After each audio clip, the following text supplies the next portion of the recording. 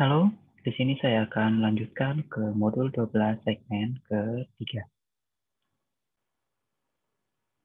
Pada segmen ketiga ini saya akan menjelaskan tentang sistem arus global dan juga bagaimana perilaku global dari angin di permukaan bumi.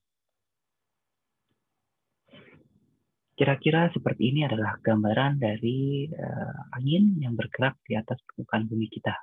Jadi akibat adanya gaya Coriolis, arus yang disebabkan oleh angin itu bergeraknya itu berbeda di belahan bumi utara ya, dan belahan bumi selatan. Kalau di belahan bumi utara dia itu bergerak ke searah jarum jam, ke arah kanan. Kalau di belahan bumi selatan dia berlawanan arah jarum jam atau ke arah kiri. Seperti itu ya, ke arah kiri. Ini akibat adanya gaya Coriolis yang disebabkan oleh perputaran rotasi bumi dan juga pergerakan dari bumi dan fenomena-fenomena astronomis yang sudah kita bahas di modul PASUD. Ya, ada beberapa batasan atau boundary dari arus yang cukup jelas terlihat secara umum ya, secara global. Jadi yang pertama adalah batasan di belahan bumi bagian barat.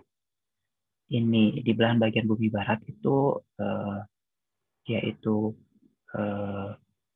dalam ya, kemudian sempit, narrow, kemudian cepat juga arusnya, dan biasa ditemukan di bagian belahan bumi barat, misalnya di Jepang ya, nah Jepang. Di Jepang seperti ini, kemudian Brazil, daerah Brazil, kemudian di Australia, ya seperti itu.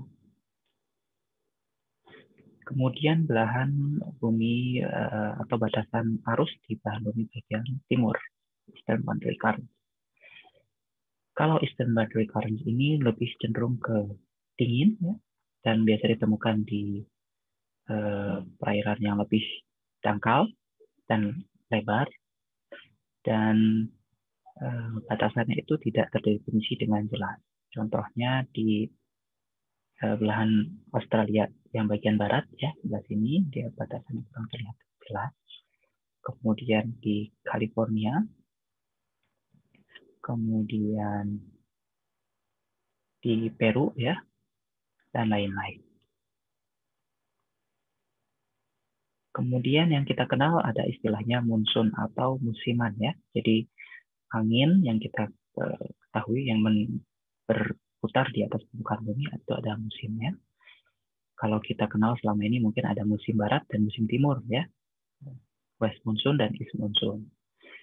Monsoon ini adalah salah satu bentuk dari angin sirkulasi angin yang berganti gitu ya terhadap musim yang juga berganti.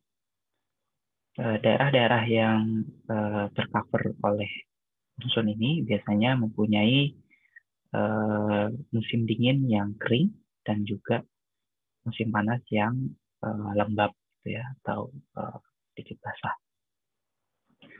Ya contohnya di gambar ini kalau musim kering atau musim panas atau musim dingin gitu ya, winter, itu dia tuh cenderung kering, dan juga kalau musim panas dia tuh cenderung basah biasanya seperti ini, atau early wet season.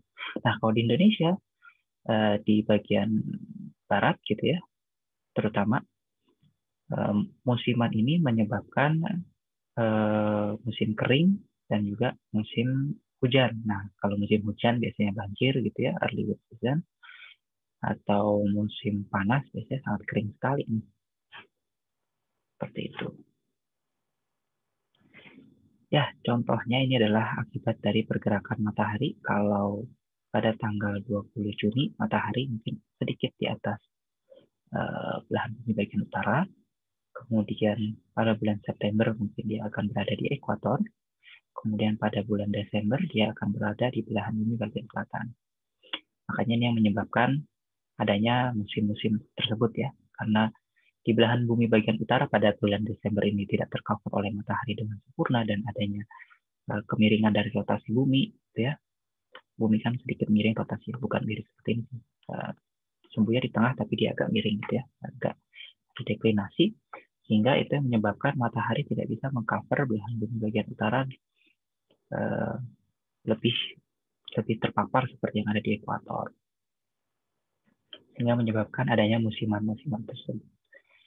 Nah, implikasinya pada bulan Maret sampai September, angin akan bergerak dari belahan bumi bagian selatan ke belahan bumi bagian utara yang lebih hangat. Kemudian pada bulan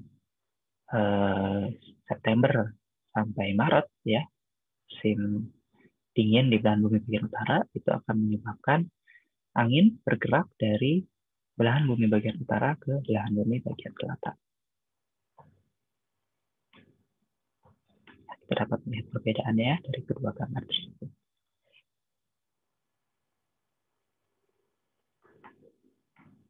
Baik, itu saja untuk segmen ketiga. Kita akan lanjutkan ke segmen keempat.